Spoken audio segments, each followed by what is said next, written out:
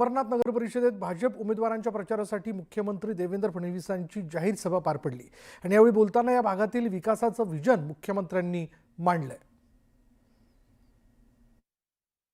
ज्यावेळी 2014 साली हे विजन मी सांगायचो, लोक मला मूर्खात काढायचे। असं मेट्रो होऊ शकतं का, अशा प्रकारे रेल्वेचं काम होऊ शकतं का, MUTPचं काम होऊ शकतं का। पण त्याही वेळी मी सांगायचो, मी जे सांगतो ते निश्चित करतो। देवा भाऊ जो बोलता है वो करता है और जो नहीं बोलता वो डेफिनेटली करता है। त्यामुळे या ठिकाणी जेव्हा अटल सेतूचं मी सांगितलं, मला आजही आठवतं की सभागृहात माझी खिल्ली उडवणारे लोक होते।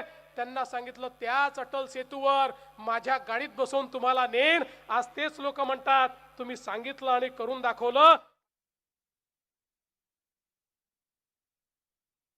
अंबरनाथ मध्ये भारतीय जनता पक्षाने नगराध्यक्ष पदाकरता तेजश्री ताईंसारखी एक युवा आणि अतिशय सुशिक्षित अशा प्रकारची उमेदवार दिली आहे।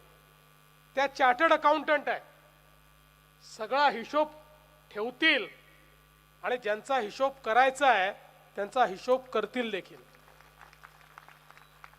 आणि आता त्यांनीच सांगितलेलं आहे, पारदर्शी प्रामाणिकतेतून काम करण्याची त्यांची जी मानसिकता आहे, न खाऊंगी न खाने दूंगी अशा प्रकारच्या मानसिकतेतनं जर कोणी काम केलं तर त्या व्यक्तीला कधीच कोणी थांबवू शकत नाही।